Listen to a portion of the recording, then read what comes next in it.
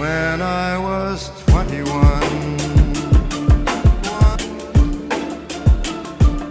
What's going on, guys? Koogs46 here, bringing you another MLB The Show 17 news update. And this is going to be something that not a lot of people have heard about yet, but it's going to be something that's actually going to be pretty important to a game, especially in something like BR runs. Assuming Battle Royale is going to be returning, which I'm pretty sure it will at this point. Like, it's one of the most popular game modes. It's got to be coming back. So we've all seen in Battle Royale and Diamond Dynasty how people might play position players in other positions to try and get more bats in the lineup. So they'll play, somebody who plays first base who, they already have a really good first baseman. They'll play him maybe in left field or something like that, or they might try him at third base or something just to try to get that bat in the lineup instead of using one of their utility players who can actually play those multiple positions. And obviously that is not the case in real baseball. If a guy can't play left field, he can't play left. If a guy can't field a ground ball at the hot corner at third base, he can't play third base.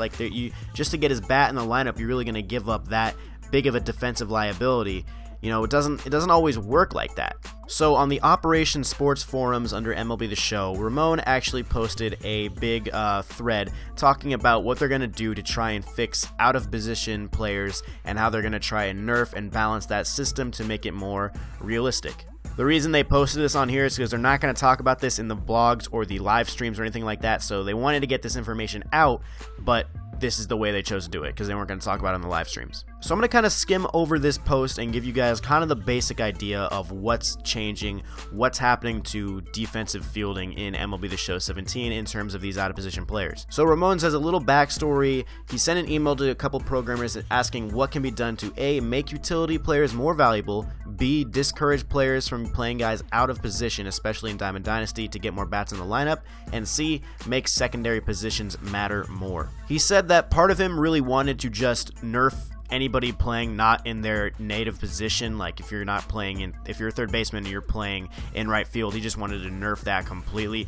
But he made the argument that okay, well, if you have a really good shortstop, he can probably play a pretty good second base as well. I mean, it's a middle infield, they kind of interchange at times, so there's times where it's not always going to be the case. So here's some of the changes to some of the defensive metrics in terms of what's going to be happening with these players. I'm not sure if this is going to be 100% set in stone. This is obviously the direction the game is going to go in, but these specific numbers that are being thrown around, we still have 6 weeks, 7 weeks till the game launches, so these are subject to change, I would assume. So they said when calculating a fielder's attribute when he's out of position, it will now look at his secondary positions as well as his primary position, and will calculate his attribute for each position he can play using the out of position chart. His attribute will be the highest of those values. Any fielder playing middle infielder that does not have at least one of the middle infielder positions as a primary or secondary will now use the out of position double play turns regardless of his fielding attribute after the out of position adjustment. Any left-handed fielder playing catcher, second, third, or short will only receive 10% of their fielding attribute, which will force missed branches. So there's obviously a lot of words in there, there's a lot of positions, there's a lot of attributes, so let's kind of break this down and see what exactly we're talking about here. They gave some examples for it. It says player A on Houston is a third base with left field and shortstop as secondary positions. His fielding ability is 83. I moved him to second base. Using the old logic, he would have lost 40% of his attribute, leaving him as about a 49. With the new logic, since player A has shortstop as a secondary position, it uses the shortstop to second base penalty instead of the third base to second base penalty, which is only 10%.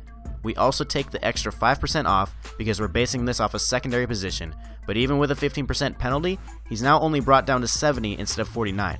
Also, since he has shortstop as a secondary position, he's still allowed to use normal double play turns. So basically, in shorter terms, this example is saying you have a guy who is a third baseman, but he can play left and short, and you want to put him at second base, because let's say you already have those positions filled. If you wanted to put him at second base, he would have lost a ton of his fielding ability. But now with the new system that MLB is implementing, since he has shortstop as a secondary position and you want to put him at second base, like we said before, those middle infielders positions are kind of interchangeable at times, so he's not going to lose as much fielding ability since he already has shortstop as a secondary position. So instead of losing 40% of his fielding, he's only going to lose 10 to 15% because he still has that shortstop as a secondary position, And since that is a secondary position, he's going to be able to turn in position double plays. So his double play animation is not going to be super slow because, like I said, he's a middle infielder. He's a utility guy. So that's going to extremely help out utility players in MLB 17 defensively.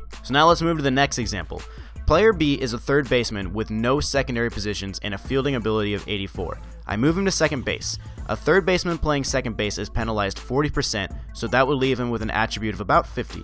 This is above the low ability cutoff of 30, so using the old logic, he would have been able to do the athletic double play turns. With the new logic, since he's not able to play either of the middle infield positions, he'll only use out of position double play turns. Any of his other throws will still branch, but his double play turns will be significantly slower than a second base. So that's actually really interesting. If you have a guy who can only play third base, let's take Josh Donaldson for example. Josh Donaldson in MLB 16 only has third base. He has no secondary positions. Now that I think about it, I think they actually might have used Donaldson as a reference because he's a third base, no secondary positions, and has 84 fielding, just like the example. Interesting. So with the third base to second base hit, which is about 40%, he would still have the good double play animation. But in the new logic, since he doesn't have any secondary positions, he's not going to have that good animation because he doesn't have second base or shortstop as a secondary position. So basically before, it was all based on your fielding ability, and now it's based on your fielding ability, the hit you take, when you change positions, and what your secondary positions actually are. So these are actually some really big changes, because you guys know in Battle Royale, you've seen some dude put Donaldson at second base and he was able to grab Chris Bryant or something and put him at second base or something like that along those lines. You guys kind of know what I'm talking about. This is going to be a risk for players now, because if you get a ground ball to second base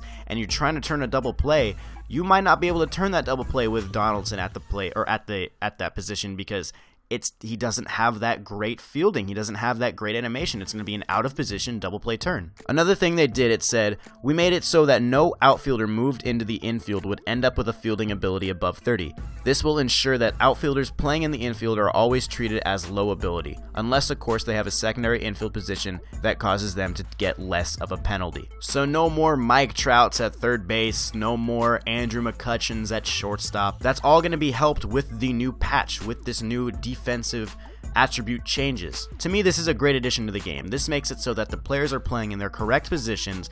It gives utility players much more value when drafting a team or when just playing head-to-head and putting people on your bench or however you're going to set your starting lineup. And just like every other The Show player, we all know how annoying animations can be, but if you actually have a guy displaced in the wrong position and he gets that stupid animation, that's your fault.